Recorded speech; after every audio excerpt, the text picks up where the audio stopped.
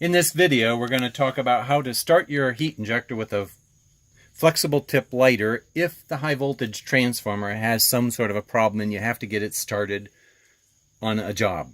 So basically, this is something that we're going to push it in. We're going to take the spark plug out. I've kind of loosened it up, so I'm going to just kind of like pull this out.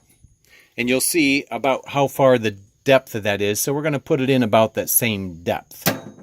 Now, when we go to start this thing, we're going to start it on low airflow. We'll just do it on low airflow.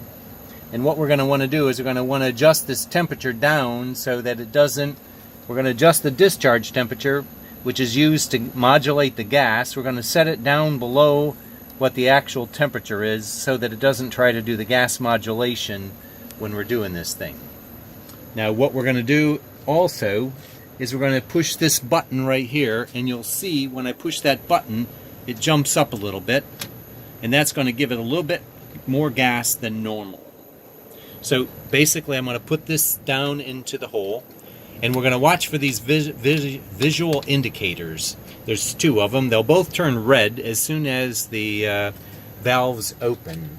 So turn on the heat. I'm going to stick this into its hole. As soon as I see them start to, I'm holding this little back button.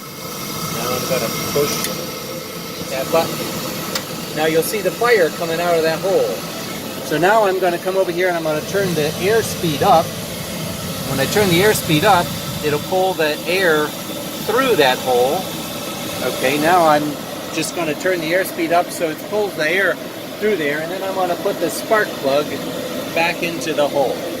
Make sure you don't cross thread it, and just finger tight it.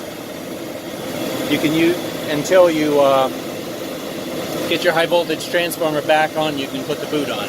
You don't really need to run it with the boot.